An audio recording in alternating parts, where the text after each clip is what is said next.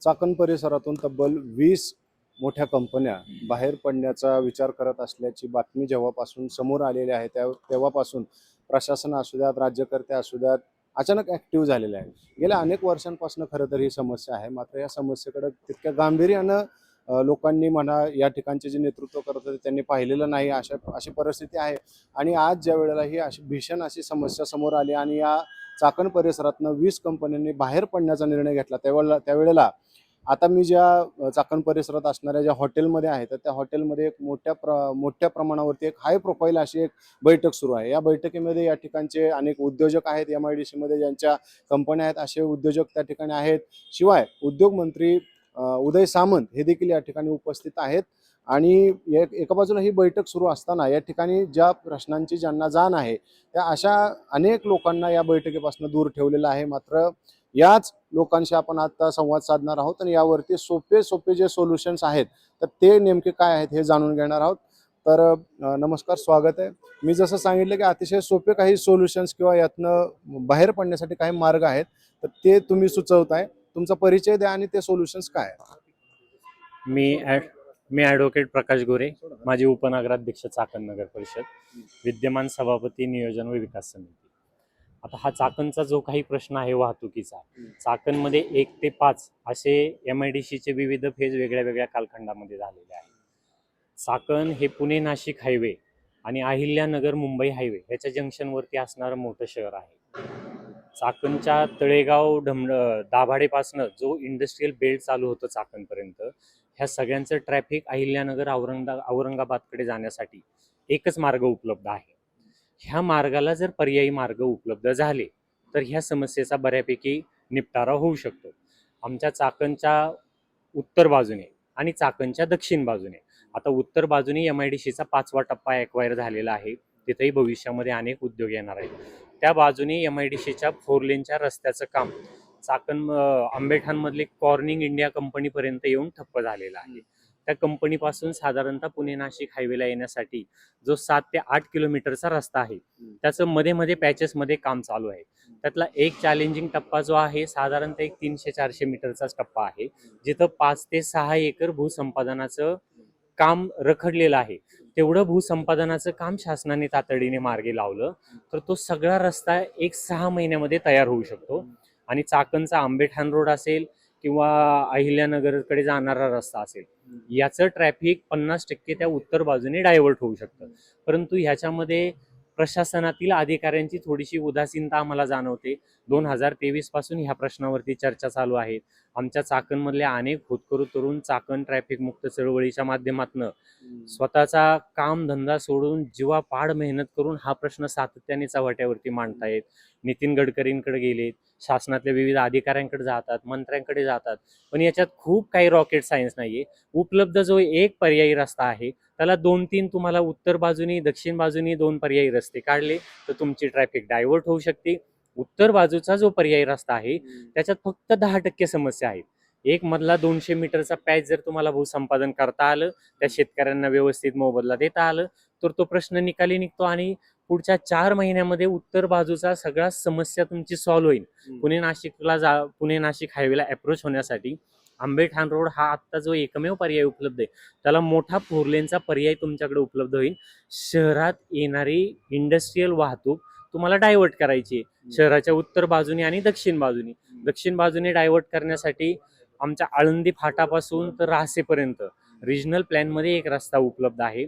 त्याचं भूसंपादन करून त्याच्यावरती निधी टाकून तो रस्ता जर करता आला तर शहराची उत्तर बाजू आणि शहराची दक्षिण बाजू दोनही बाजूचं ट्रॅफिक डायव्हर्ट होऊ शकतं. आणि ते ट्रॅफिक डायव्हर्ट झालं तर 70% समस्या पूर्ण होती. राहिला पुणे नाशिक हायवे, नाशिककडनं पुण्याकडे जाणारी ट्रॅफिक आणि पुण्याकडनं नाशिककडे जाणारी ट्रॅफिक, ह्याला मुख्य अडथळा ही पूर्व पश्चिम जाणारी इंडस्ट्रीयल वाहतूक आहे. ह्याच्यामुळे सगळा अडथळा निर्माण होतो. पर्यायाने दक्षिण उत्तर पण ट्रॅफिकच्या रांगा लागतात. शासनाने खूप काही रॉकेट सायन्स नाही याच्यात. खूप काही न करता शासनाच्या अनेक कमिट्या नेमून झालेल्या आहेत, अनेक अधिकारी आहेत. 2023 पासून त्याच कमिट्या, त्याच बैठका, तोच फार्स चालू आहे. जे ऍक्च्युअल सोल्युशन आहे आमच्या ट्रॅफिक समितीने ते आम्ही अनेक वेळा निदर्शनास आणून दिलेलं आहे. कॉर्निंग चौक ते पुणे नाशिक हायवे ह्याच्यात जे काही 200-300 मीटरचं भूसंपादन रखडलेलं आहे, फक्त 200-300 मीटर मध्येच अडचणी आहे, बाकीचं भूसंपादनही शासनाचं झालेलं आहे. तेवढा प्रश्न जर मार्गी लावला तर उत्तर बाजूचं इमिडिएट होऊ शकतं 6 महिन्यामध्ये. दक्षिण बाजूला थोडंसं जास्त भूसंपादन आहे, पण किमान 50% प्रश्न तरी तुमचा निकाली निघू शकतो. हे भूसंपादन शासनाने तातडीने करावं. उत्तर बाजूचा पर्यायी रस्ता वाहतुकीला खुला होईल. आंबेठाण चौक ह्या किंवा आंबेठाण रोड आहे ह्याच्यावरचा जो ट्रॅफिकचा लोड आहे तो तुमचा 100% तिकडे डायव्हर्ट होऊन जाईल. सर, आता यांनी काही उपाय सुचवले, त्यांच्या बोलण्यातून असं आलं की प्रशासकीय स्तरावरची जी उदासीनता आहे ही मोठ्या प्रमाणात यासाठी कारणीभूत आहे. एका ठिकाणी तर ते सांगतायत की फक्त 200-300 मीटरचा भूसंपादन आहे, त्याच्यामुळे हे सगळं झालं. खरं तर जे 200-300 मीटरचं भूसंपादन आहे हे जे पूर्वीचे धरणातले विस्थापित होते त्यांना त्या जागा दिलेल्या होत्या आणि ते परत एक्वायर करतायत. म्हणजे थोडंसं कायदेशीर अडचणी त्याच्यात येतात. त्याच्यावर शासनाने काही उपाय काढलेले असतील नक्कीच. आणि असे 2 टप्पे आहेत, एक 200-300 मीटरचे 2 जे सोळबन म्हणून आहे कॉर्निंगच्या पलीकडे गेल्यानंतर. ती सविस्तर माहिती यांनी दिलीच. पण हे आम्ही वारंवार सांगितलेलं आहे. मागच्या 14 महिन्यापूर्वी जो PMRD वर मोर्चा गेला त्यावेळेस अशीच 14 जणांची समिती गठीत झालेली आहे. फक्त आज एवढाच फरक आहे की आज मंत्री महोदय आणि उपमुख्यमंत्री शिंदे साहेब हे VC वरती इथे आहे. मला एक कळत नाही की हे अगदी आमच्या पट्ट्यात जर फिरले तर लहान मुलगा 10 वर्षाचा तो पण आता म्हणतो की कॉर्निंगचा रस्ता होणं गरजेचं आहे. म्हणजे कॉर्निंगचा रस्ता झाला तर खरंच 50 आमच्या बंधूंनी सांगितलं तसं 50% वाहतूक नाशिक, संभाजीनगर व नगर या भागात ती डिवाइड होईल. 50% जे पुण्याच्या बाजूला आहे. खरं तर औद्योगिक सगळी जी वाहतूक आहे ती पुन्हा शहरात जात नाही, ती आजूबाजूने डिवाइड होत जाते. रिंग रोड होतोय त्याच्यानुसार ती बाकीची सोलापूरच्या बाजूला जाईल. मुंबईकडनं जो येणारा फ्लो आहे सगळा तो हे MIDC येतो. आणि विचित्र गोष्ट अशी आहे की एक रस्ता PMRD इकडे, एक MIDC इकडे, अंतर्गत रस्ते PWD इकडे. तुमचं जे ऍक्विजिशन होते त्याचे वेगवेगळे 2 डिपार्टमेंट. आम्ही फॉलोअप सगळ्यांकडे घेतला की काम चालू आहे, 2 महिन्यात होणार आहे. आता मी तोच रिपोर्ट वाचत होतो, तो रस्ता याच्यात दाखवलेला नाहीये. आता 8,000 एकर याचं 5 टप्प्यांचं आहे आणि पार्किंगसाठी ना 6 acre, 2 acre, 2.5 acre, 80 container park होईल अशी MIDCची आकडेवारी. आता हे चाललेल्या मीटिंग मध्ये याच्यावर डिस्कस होणार आहे का? तुम्हाला काय वाटतं? नाही काय होणार आता ही खरं तर नाही मुख्य मुद्द्यावरच ही मीटिंग होणार नाही. जे अधिकारी हे सगळे इथं मॅपवर बसून जे मंत्री महोदयांना आणि उपमुख्यमंत्री महोदयांना सांगणार आहे त्याच्यानुसारच होईल. ही जी मीटिंग आहे 20 जण चाललेत आणि आमचं महसूल बुडणार याच्यामुळे गडबडीत घेतलेली आहे. हा काय अपघातांमुळे खूप तुमचं ट्रॅफिक जाम होतंय याच्यामुळे नाही. आम्ही जे फॉलोअप्स घेतले त्याच्यानुसार आणि त्या 20 जणांचं पण त्याच्यावर चर्चाच होणार नाही आणि खूप इंडस्ट्रीवाल्यांशी पण बोललो. सरकारचा दबाव आहे की काय माहित नाही, मुख्य जे इंडस्ट्रीवाले ते बोलायला तयार नाहीत. आता तशी जे स्मॉल स्केल वाले आहेत ज्यांना खरंच आता भयंकर त्रास झाला.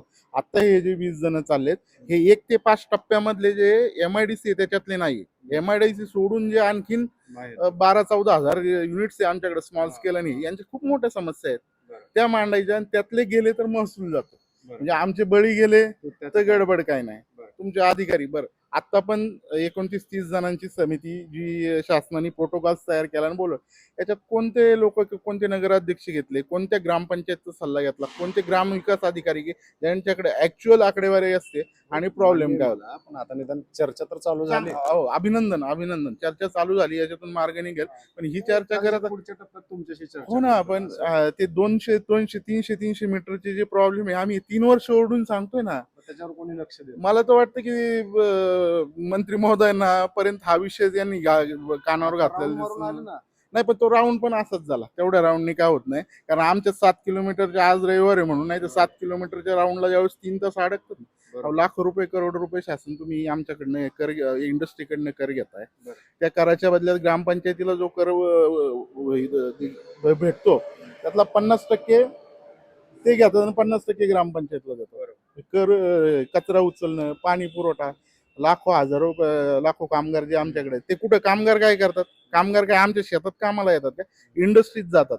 इंडस्ट्रीमध्ये तुम्हाला प्रोडक्शन हवंय, इंडस्ट्री म्हणजे कमर्शियल आहे बरोबर, आणि ते राहायला कुठे येतात? आमच्या ग्रामपंचायत म्हणजे आमच्या गावच्या हद्दीत किंवा माझ्या कुठेतरी मी खोल्या बांधलेल्या आहेत, 50 खोल्या आहेत त्या आहेत, ते कुठे आहे? ग्रामपंचायतमध्ये.